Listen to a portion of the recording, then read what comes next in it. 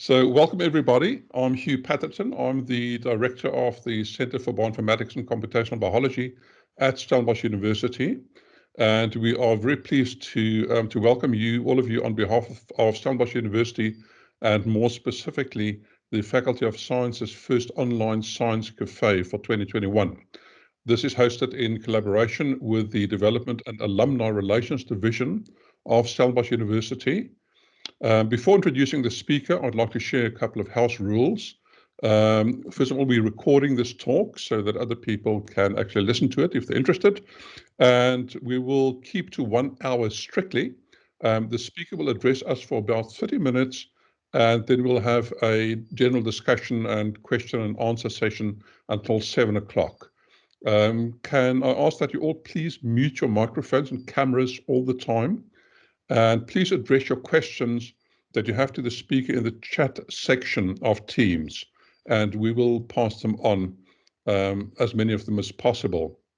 So the topic for this conversation this evening is COVID variants, vaccines, and response of Africa's public health sector. And who else is best positioned to address this than Professor Tulio de Oliveira? He's a bioinformatician and a scientist who first identified a new SARS-CoV-2 variant in South Africa. And this essentially, Tulio will tell us more about the emergence and evolution of these variants and the response of the health system to these variants.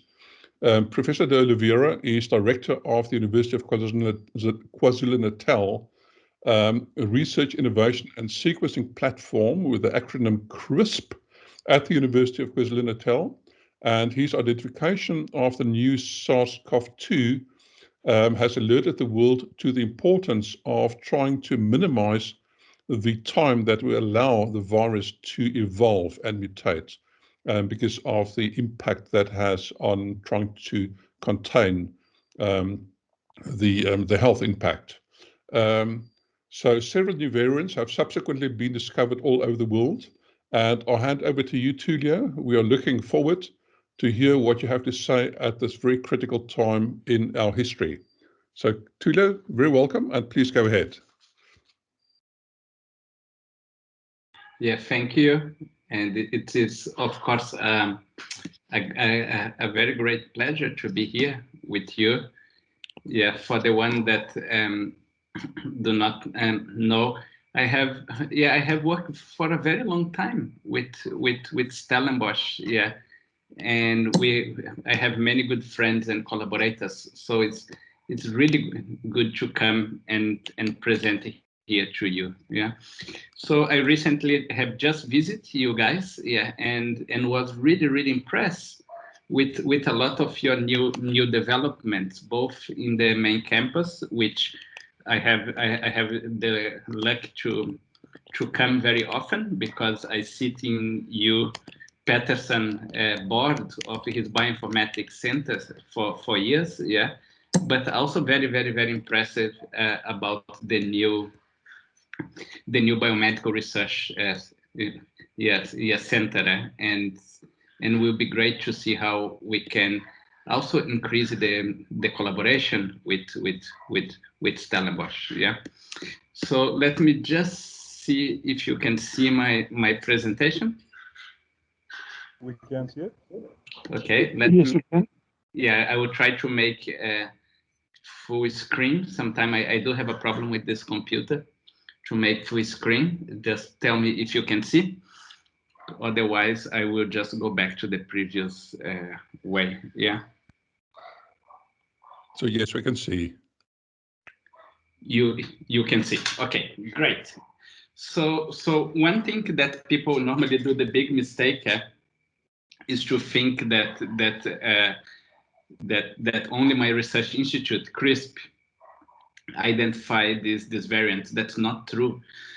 This is the work of dozens, if not hundreds, of scientists in South Africa, especially as part of a network. And one thing, there is one take-home message for today, is that if we work together as part of a network in South Africa and also together with our other colleagues in the African continent, we can do much higher level science than if you do in silos. Yeah. So what I may take you today. Oops, it seemed to have disappeared. Can you still see that? Yeah. Yes, I can. You can. Okay, I cannot. Just a second. Yeah. Okay. And that just makes, yeah. Yeah. So what I'm going to try to show you today is going to be, I don't think that I'm going to take more than 20 minutes, because it would be great to get some discussion going. Yeah. And basic, the presentation will have like 3 short distinct parts. Yeah. One, it is the update on the Network for Genomic Surveillance and Variants in South Africa. We're going to do something that we found very exciting, how we moved very quick from genotype to phenotype. And we especially with the objective to identify what the variant that we have discovered in South Africa, what's the effect that on neutralization of other lineages or the variants, but also the effect on vaccines.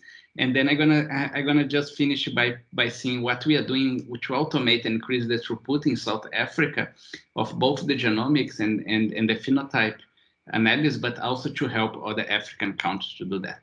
Okay. So again, this was a project that was funded, which we are also very proud was funded by South Africa, yeah, by the Department of Science and Innovation and the South African Medical Research Council to set up a network of laboratories across the country, yeah, that would sit very, very close proximity to the National Health Laboratory Services, yeah. So what's the objective here? The objective is that samples could be sequenced very quick. So what we did, we set up 5 sequencing facilities. One of them is in the Stellenbosch University, and I could see my friend and colleague Susan Engelbert here. And she has done fantastic work on real-time sequence analysis of a lot of samples, not only from Cape Town, but also in the Northern Cape and the Eastern Cape, to try to understand the sequence variation. We also made almost a miracle happen, that Stellenbosch and UCT work very well together. That's just a little joke. I know that you guys are increasing a lot the work with UCT, and then also the NICD and the University of the Free State. So together with KRISP, we work very close with the Nkosi Albert Luthuli Central Hospital and HLS lab. So what we have set up is this 5 different genomics labs that could be doing a genotyping for SARS-CoV-2, and which we will expand to other pathogens in almost real time. Yeah. So what we did, so we start that very early here. What I have here in the x-axis is the month of the year of last year. Here we have in black what it is, our epidemic curve of infections. In red. Tulio, I'm sorry to interrupt. I think your slides may have become stuck. I'm still on the very first slide of your presentation. Okay, that's not good. Yeah. So just a second. Yeah. Yeah. You can see my slide now. Still the very first one. Until the very first one. Okay. I really don't know how to do the casting thing. And, I do. Wait. Yeah. Yeah. And now you can see moving. Yeah, you. Still not, no. It's still not. So I'm gonna have to stop and try again because I can see. Just a second. Okay. Let me. Yeah. Let me take my video. Okay, it's now live. Okay. And you can see moving now. Yes, I can. Thanks, Tulio. Okay. So I will probably keep it in this format. Sorry for. Let's make it a little bit bigger because I know that the other format sometimes is giving me some trouble. Yeah. Okay. You can see now. Yeah. So again, we have set up these 5 labs across the country. Yeah. Which always in close proximity to the NHLS to do sequencing real time. Yeah. And what we have done is each of the lab to focus a lot in the province, but then we help each other when the throughput is needed. So in Stellenbosch, it's done there in the Tygerberg campus by Susan Engelbert. She used this fantastic new technology called Nanopart Sequencing. And in the other labs, it's mostly done with Illumina sequencing, and in KRISP, we also use Nanopart and Illumina. So the objective is that we could keep surveying the country in real time, okay? And then what we found here, you can see now the next slide, yeah? Yeah. Yes, I can, thank you. Okay. So we start very early. We even got the genotype of the first case contact in South Africa in early March. That's what's showing here, the year. In that blue, it's all the genotypes that we got. And then here is the epidemic curve of the first wave. So we start very early doing like this continuous genotyping, sometimes responding to an outbreak and doing that. So what we found from the first wave, yeah, we understand how the virus entered in the country. Yeah. We had hundreds of introductions into South Africa, with 80% of them, or the great majority, come from Europe. Yeah, why Europe? The first is because Europe was before the lockdown that we went to level 5. They had a big epidemic. Yeah, but also 80% of the international air traffic to South Africa come from Europe. So these introductions, they really mirror the air traffic to South Africa. And then the same data here now is in black. So what we know very early, by mid of March, beginning of April, we start what we have this gray line. So this means that now it's not just introductions, but then the epidemic start fueling in South Africa very, very fast. Yeah, and we did a lot of analysis on the setup of the epidemic. For example, we know one of the biggest amplifier of epidemics, especially in Gauteng and KwaZulu-Natal, was hospital outbreaks. In the Western Cape, one of the big amplifier was first supermarket and shopping outbreaks, and the brilliant paper that came last week, which was in the Sunday Times by Susan Engelbert, showing how was introduced from Europe in the case of Cape Town, close to Tygerberg, was a strain from the Netherlands, not surprised, that caused a big outbreak in a supermarket. And so these early events is what seed the epidemic in the country. Then what we have done, we have been doing surveillance all along. And here is just in the y-axis, the proportion of the genomes. When I have white, in reality, I have far too many lineages. Normally I have 20, 30, 40, so it would be very big, so we put it in white. And then in around May, we start seeing the generation of the first specific South African lineages. Yeah, what it means that was now a transmission in the country that became specific to South Africa, where the virus have genomic mutations that we could understand how it spread geographically. Yeah?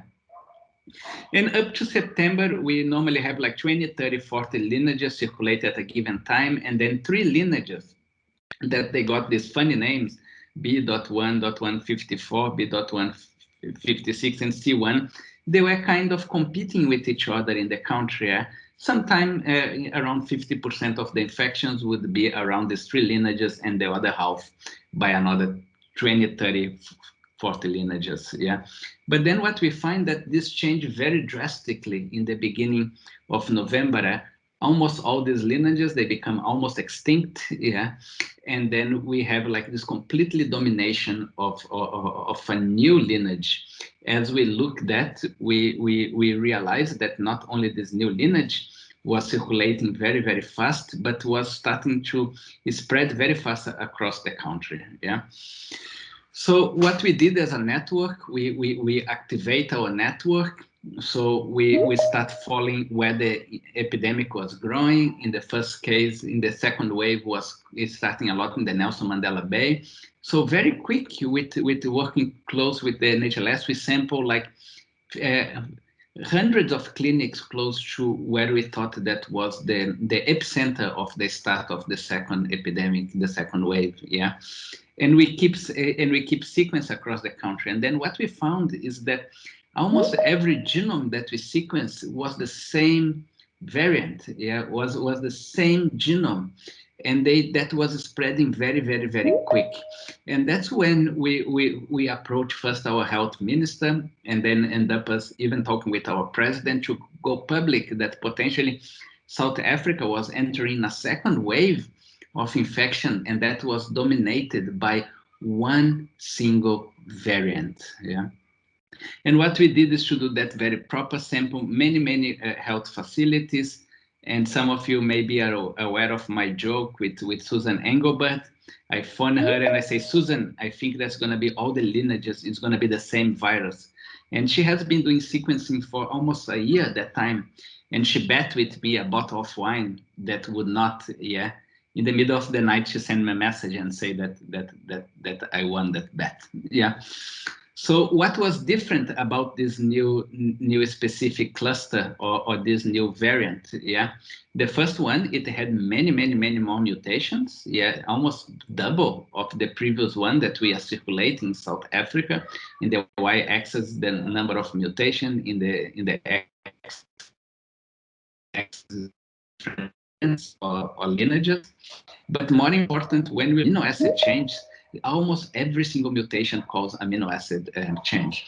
And that's what we start getting worried, because not was only very distinct with high number of mutations, but all mutations were amino acid changing. And as you are aware, amino acid change mutation normally have an effect on the protein of the virus. Yeah?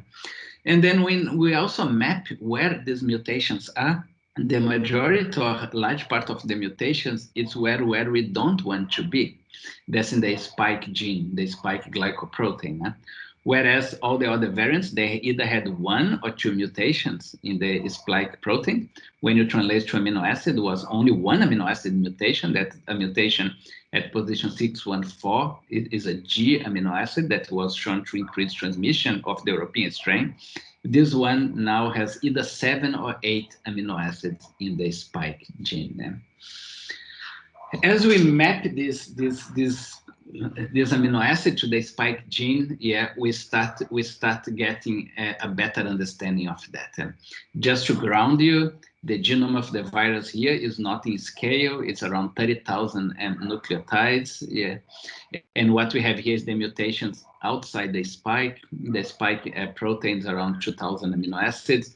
And then what we found, 1.2 thousand amino acids, what we found is that not only you have all these mutations, 1, 2, 3, 4, 5, 6, 7, 8, 9, 10 sometimes, but we also have a deletion of 3 amino acids. When we get a close look, when this happened in the spike, 3 of them is in the receptor binding domain. This is the most important part of the protein. That's what's going to bind direct with the ACE2 receptor. And then we start digging into the literature to try to understand what's the effect of these mutations. Yeah. What we found, it is very early, is that the 501Y is a mutation that have appeared in a number of animals, yeah, but it is not the Y, it was another amino acid. And this mutation in the lab has been associated with increased transmissibility of the virus, yeah. Another one that become really worry, and that's the one that most of people worry around the world now, is the 484K. This one drastically reduce neutralization antibodies, and I'm going to show you more information. But as well, these mutations in this cluster of the mutations in the antigenic site of the virus, yeah. So if you get a look, what's happened, what we saw there, it's continuous. Now these variants dominating like 97% of all the genomes that we produce are the variant. We begin to find a number of introductions of the other variants of concern. Where we found 5 introductions of the B117, that's the one that is discovered in the UK, and that's the ones dominating both the European and American infections, very high transmissible one. We haven't seen any sign of localized transmission yet, but we're going to keep an eye on that. And we also find another variant, the A23.1. That's a new variant of intestine discovery in Uganda. But what we know is that the variant discovered in South Africa keep dominating all the infections, yeah. And then what we did is very quick, and that was like within the first weeks that we have identified that, we as part of this national consortium, we increased the consortium to add a number of very advanced basic virology labs. Yeah, both Penny-Moore at WITS and ICD, but also like Siegel lab at ARI. And then we decided to extend the genomic surveillance and also move a lot of the samples to the Petri labs of like Siegel, and also give all the mutations for Penny-Moore to start generating pseudovirus and live virus. Yeah?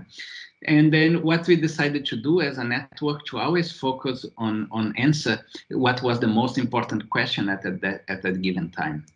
One question that we focus on answer that was crucial in South Africa, how this variant, how the plasma collected from people after receiving the Shadox vaccine, this means the Oxford AstraZeneca, can that neutralize that virus? Yeah, and that what we found both in the live virus assay, but also in the pseudovirus, is that neutralization was strongly attenuated. So just to understand here, so here you have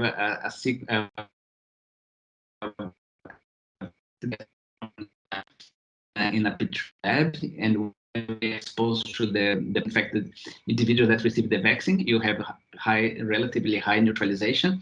But when you use the same plasma, the neutralization decreases, and many of them, it's what we call completely knocked down, cannot neutralize the variant. Yeah? To do that in a live virus is much more cumbersome and time consuming. So what we can do, and very well, is also in pseudovirus. And then what Penny-Moore found, that pseudovirus with all the mutations, the 9 mutations that I show you in the spike gene, you had more than 3/4 of the plasma of vaccinated individual was a completely knocked down, could not neutralize the variant. And then in pseudovirus, you can add a smaller number of mutations. So the RBD is only the 3 mutations, but only the 3 mutations also contribute to close to 50% neutralization. So we found that neutralization was strongly attenuated in pseudovirus and live virus, and high percentage of them had no neutralization. Yeah, and that's why probably one of the reasons why they decided to halt the start of the AstraZeneca vaccination in South Africa. Yeah. One thing that we have been doing so far, and I do that work with Professor Salim Abdul-Karim, which many of you must be familiar with Professor Salim Abdul-Karim. He was the chair of the MAC, is that we have been approaching most of the different vaccines and offering the system that exists in South Africa, both from Penny-Moore and Alex Siegel, to a pseudovirus and live virus, and start getting a good summary of how the other vaccines are neutralized by the variant, or the plasma of the vaccine neutralize the variant. And what we found very consistent is that most of the vaccines, they lose some neutralization, yeah, by many folds, with some of them losing less than others. And we're just completing the Johnson & Johnson, yeah. So what we see, the one that lose the most neutralization was what I showed you, the AstraZeneca, but both the Sputnik, the Moderna, and then the Pfizer also. And here we try to rank then the vaccines, what both Professor Abdul-Karim and I think that it's gonna be more effective again in South Africa. This ranks not just about neutralization, but also taking account trials that have been running or data that exist in South Africa. So for example, one of the reasons why Johnson & Johnson started the vaccination is that was the only vaccine that have shown to have like efficacy against the variant in a real trial, 85% efficacy against development of hospitalization, severe disease, 57% again, moderate and severe. The AstraZeneca, the trial in South Africa was much smaller and show a very small efficacy against mild and moderate, and would be very good to see data for moderate and severe, because we think that still may be an effect, but we need data from that. A vaccine that I'm personally quite interested is the Novavax. Yeah, it seems to be very, very strong vaccine. Very preliminary data show a good, relatively good clinical efficacy against mild and moderate. And I believe that in the next few weeks, Shabir Ahmadi will be we'll be releasing that. We also did this work with Shabir Mahdi. So now from the Novavax, we have done close to 1,000 genomes of the trials of breakthrough infections. So yeah, we don't know if they are in the placebo or the vaccine. We haven't unblinded that. Yeah. So the answer is that the efficacy of vaccines evaluated in South Africa seems to be reduced by mild and moderate disease, but not to be severe disease. And that's something that we're going to be continuously doing often as a network, because we think that's very important for the country to know. Yeah. One thing that we got quite excited in the last few weeks, is that when we start growing not only the variant, but we start getting plasma of people that got infected with the variant itself. Let me take you to this this graph. So what we're showing here is the focus forming assay. So that's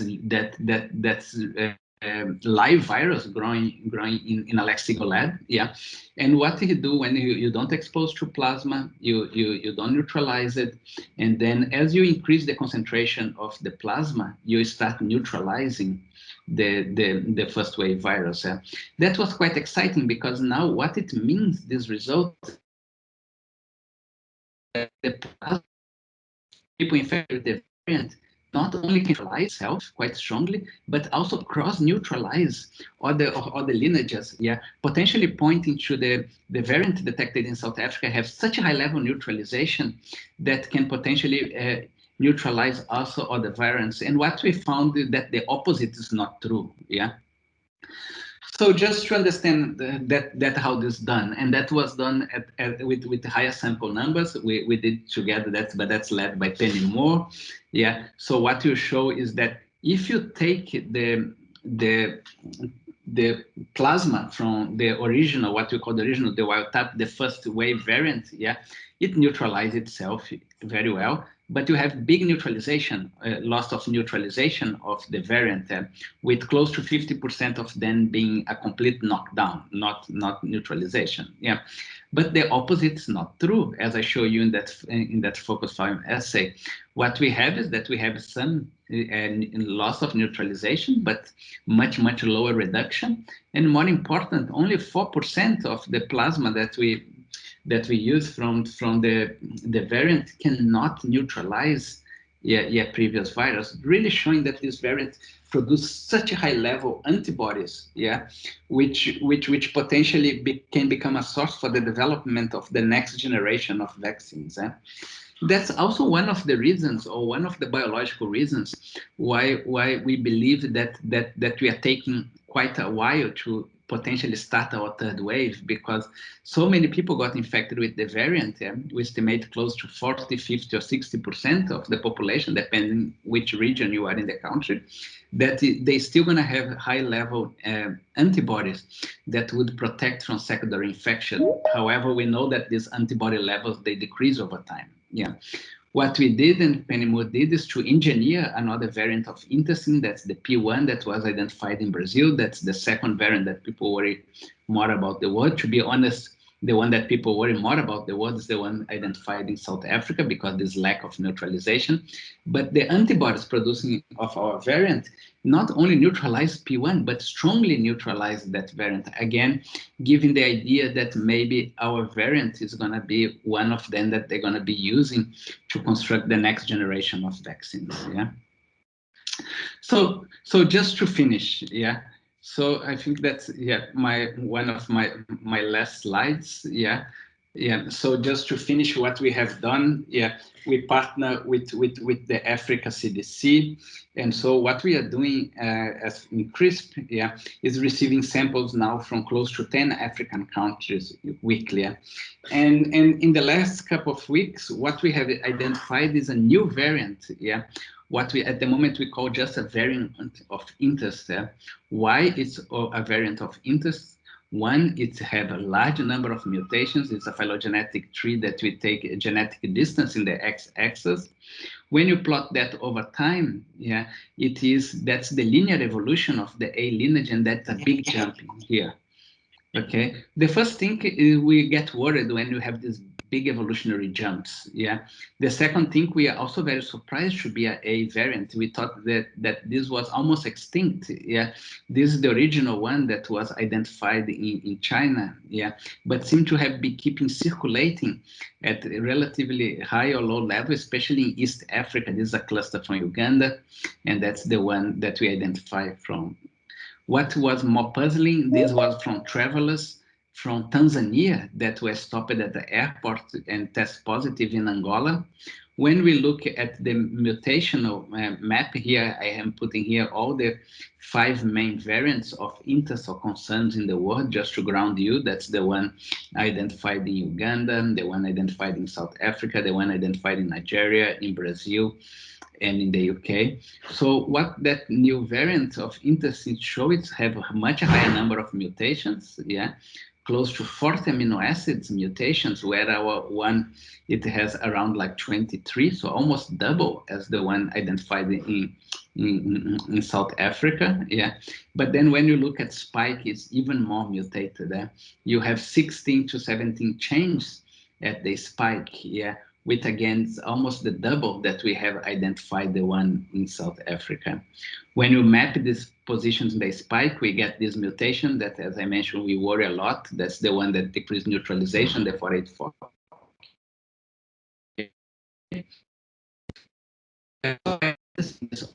For 6K, because this seemed to knock down class 3 antibodies, this one class 2. These other mutations in a furin cleavage site have been shown is prevalent in the variant identified in the UK to increase transmissibility, but also this massive cluster in the antigenic domain, yeah, which we do worry. So at the moment, yeah, this variant, it had grown in the lab, yeah, and we should have the strong results on the neutralization in the next week or so, yeah. So just to finish here, one thing that we are doing as a network now is to really increase the throughput, yeah, and to automate a lot of the big labs, yeah. And so what we are doing now, we're going to be trying to probably generate in the next few months, like maybe 10 to 100-fold more genomic data a week that we have generated in South Africa before, yeah. To be so just to conclude, yeah, genomic surveillance is a critical component of the epidemic response.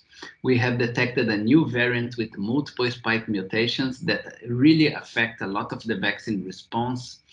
Plasma collected from people infected with the variant has good neutralizing activity against the first wave virus, but potentially other variants of concern. And most of the vaccine developers have contacted us in South Africa to try to see how they can develop a booster or potentially use a construct that have a lot of the mutations in the variant identified in South Africa. People infected with the variant have immunity against the variant and other lineages, and that may explain a little bit why our third wave haven't started so hard yet. And what we have done is to expand all these methods developed both in the genomics, but also in the phenotypic analysis to other Africa countries with the Africa CDC. Yeah. So again, this is the work of lots and lots of people. I don't know why my next slide is not here, but I will put another presentation that I can thank everyone. Yeah. Okay. Thank you, Hugh, and back to you and the questions. Yeah. That is absolutely excellent. Thank you very much, Tulio. That's some outstanding work, and congratulations on that. I'm waiting for questions to come through.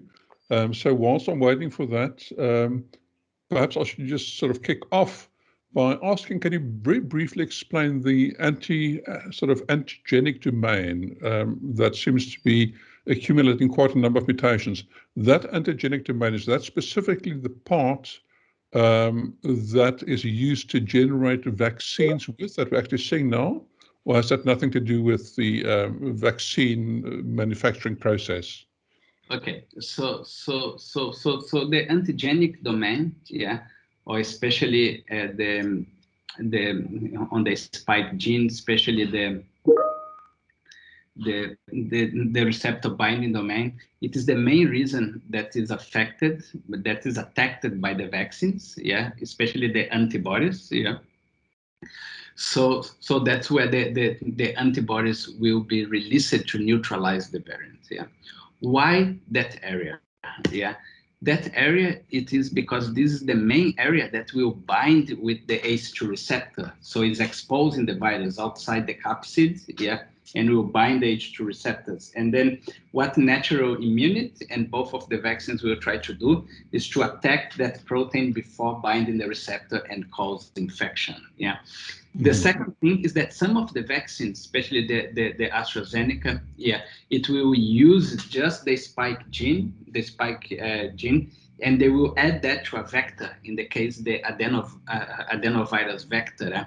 So that's one of the reasons that if you have escape in that region, a lot of the antibodies that were generated by that vaccine will be less effective. Yeah, we have other vaccines like the mRNA that release much stronger level of neutralization antibodies, and what they do is to put the whole genome or all the proteome of the virus in the vaccine construct. Yeah, and that's something that we know, that some of the vaccines that have only the spike glycoprotein and some of them that use adenovirus vector, they will be slightly less potent than the mRNA vaccines.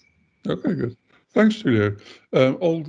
Also questions from what was submitted to the chat boxes. How long will it take for the variant of interest, the VOI, to be the most prevalent virus in Africa? Okay, so at the moment, yeah, the classification working in two different ways. A variant of interest, it is a variant that is of interest because either it has large number of mutations that we know that have a biological significance, such as the one that we detected in Tanzania travelers in Angola, or it is a lineage that is spreading very, very fast, and we don't have knowledge about the mutations. Yeah, a lot of these mutations we didn't have knowledge like 6 months ago. Yeah, so that's what would classify a variant of interest or a variant under investigation.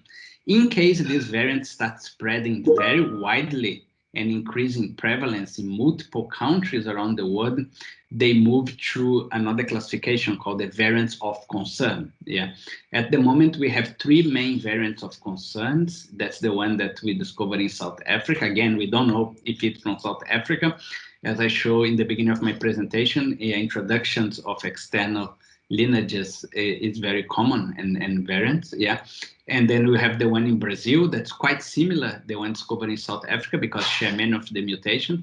And then you have the one in the UK, that the UK one that was identified in the UK do not lose a lot of neutralization from the vaccine, but on the other hand, has both the 501Y mutation that increased transmissibility and the 681H, and these make that extremely transmissible. So if you get a look in the recent data in the US, that was introduced in the US around December, and now it's in most of the states in the US, it's like 60, 70, 90% of the infections is that variant. Yeah.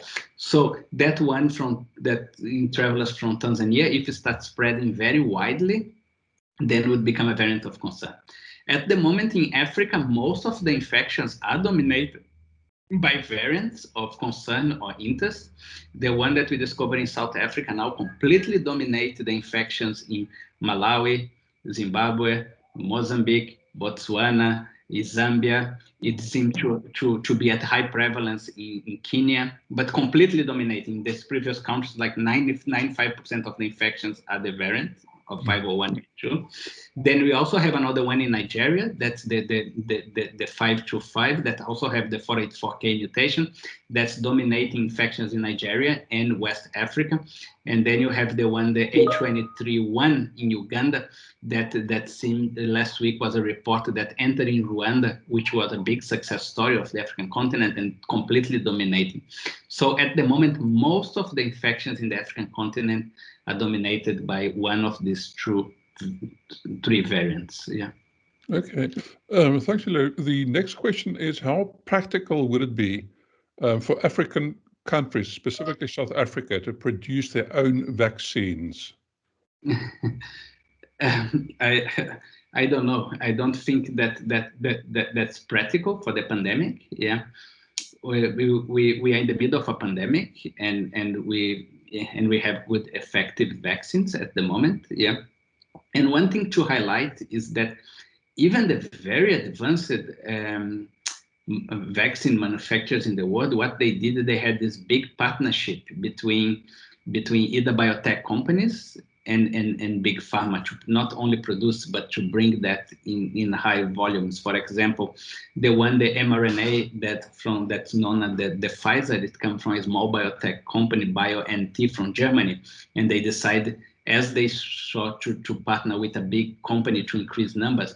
The one in Oxford, they partner with AstraZeneca, yeah, and then you have the Johnson & Johnson, you have the Moderna. And so what I think that's important in South Africa as they think about developing manufacturing capacity is to always think not to do that just as a government facility, but do that in collaboration with company, what would be a public-private partnership. That's what seemed to have worked well for the other vaccines. Yeah. Okay, thanks, Tulio. There's a question here whether the data that was obtained from the neutralization assays is being considered by government when choosing which vaccine to use in South Africa. So the neutralization assays, depending on the... Yes, it has. It's very important data. It's really closely associated. It's almost like linear. Yeah, neutralization, breadth, yeah, and effectiveness of vaccines on trials. Yeah, so more than ever, people is believing more and more in that kind of neutralization data. Yeah. So what we see is that the vaccines that produce higher level of antibodies, normally they have a higher level of effectiveness. The three ones that produce the higher level of antibodies is the Pfizer, the Moderna, and the Novavax. Yeah, and that also in the international trials they show to be the most effective. Yeah. One thing that brought confidence on the result in South Africa is this replication in two different systems, live virus and pseudovirus. And what I didn't mention, we also replicate in many different cohorts. Yeah, so both in the live virus and the pseudovirus, we receive samples from both the Western Cape and KwaZulu-Natal. And normally when results are replicable in different methods and with different cohorts, one can trust a little bit more. Of course, the gold standard of vaccines, it is still efficacy at clinical trials, but the neutralization data is closely resemble the efficacy. Yeah. Right. There's another question that's related, that's asking, you've looked at the neutralization by sera from 501Y-V2 on other variants, but have you had opportunity to look in the other direction? So sera from B117 or P1 patients on neutralization of 501Y-V2? So that we haven't done that ourselves. One, because we didn't got access from serum of the B117 and neither the P1. And it's quite ironic because one of the first things that we did, it is to send virus outgrown from the 501V2, the one that's from South Africa, to all the main repositories in the world, because we thought that was very important to people have access to that. But unfortunately, they haven't done the same. But that's part of life. Yeah. But what we know from South Africa is that we have a great variety of lineages. That's what I show you in that white map. Yeah. So we we test almost all the diversity of what we see in the world, because we had in South Africa from the multiple introduction against the variant. Yeah. And what we saw is that most of them would neutralize very weak the variant. Yeah. And we got very surprised and excited when we saw the opposite, that the plasma from people infected with the variant had enough antibody titers that would also neutralize the other lineages and the other variants. Yeah. Can I perhaps just jump in on that and ask, do you have any idea what the mechanism, the molecular mechanism behind that would be? Why is the sera from the variant so effective against some of the other strains? Why? We are not sure, yeah, and I don't think anyone is know that. But what we know is that that especially one of the mutations, the 484K, yeah, because we have lineages only with that mutation, it will increase the breadth of the antibody response. So we know that certain mutations, not only they escape of antibody response, but if they are exposed to someone that is naive, yeah, they will create higher level antibodies. That we know. We know about the 417 and the 484, but the exactly mechanism we don't know. Okay.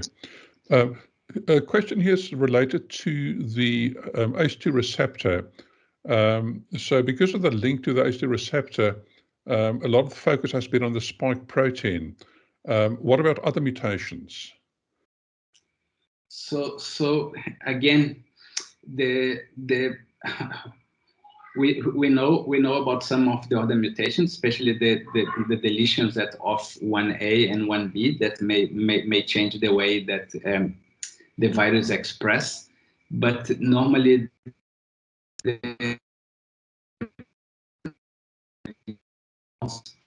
on proteins that expose it outside the virus, yeah, and the spike is the main protein that's exposed outside the virus. A lot of them is internalized, and they don't get exposed to antibodies or T cell response. Yeah.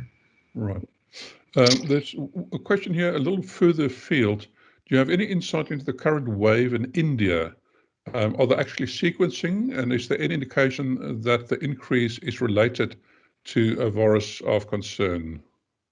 Yes, there is a strong suspicion, which by they wrongly call a double mutant. Yeah, what's quite a funny way to call, because yeah, some of these variants have like 20, 30, 40 mutations. So, but because they find a variant there that has 2 mutations of interest, that it is the 484 and the 452. Yeah. And they see that growing, yeah. However, it is, I don't think that they have completely teased apart how dominant this variant is. I know that they're increasing a lot genomic surveillance, and we collaborate with them. We just recently got award to expand the network for genomic surveillance to also all the BRICS countries. Yeah, so India is one of them. So, but one thing that I know, because we are getting a look on the data in the last 2 days, is very, very, very concerned. Yesterday, they had 200,000 new cases. Yeah, we know that the population is very high in India, but especially this time of the year, because we, and we know quite a little bit about Indian by living in Durban. Half of my lab it is Indian South Africans, yeah, and they say that's a bad month of the year in India because all the religious celebrations, yeah, it's happening, yeah. So 2 countries that the world is mostly worried at the moment is Brazil and India, because seeing that the epidemic is spreading very fast in both of the places. Right. Do you have any insights or hypotheses on why the variant from the Tanzanian travelers had so many mutations? No. What we know is that a lot of the mutations seem to be associated with immune escape. Yeah. So of course that the main learning lesson that we are learning from this virus is that if the epidemic stays spreading for a long time, you just give the chance to the virus to basically outsmart us and generate new variants. Yeah. In Tanzania, yeah, the government there, or the previous government, fingers crossed that's changed now, didn't believe in the pandemic. Yes, didn't release any data since April last year. Yeah. So what we know from some hypothetical reports is that they were really, really affected. Yeah. but now the president recently died. Yeah, so they have a new president that said that will take into consideration maybe changing some of the policy, and we hope that happens, especially for the population. That. Okay. So Tulio, let's take a second and take a bioinformatics approach to this. So if you look at the virus, you can look at the virus as a simple replicating reagent. Basically, it's finding chemical systems, and if it's an appropriate chemical system, it will replicate. And basically, during the whole replication process, it has an opportunity just to randomly pick up mutations. So I think one can sort of easily simulate this just using a genetic algorithm where you have a specific amount of information, and then you replicate that, and you basically select the entities that has mutated to information configuration that increases the efficiency of replication. So basically, what we're doing is just we continue selecting for viruses that are more transmissible and that can replicate more quickly. So from that point of view, what is the best public health approach to try and limit this pandemic? Yeah, that's a very simple answer. Yeah, just do exactly what Australia, New Zealand, Taiwan have done. you just don't let this virus enter in your country. When it enters, every single infection you chase like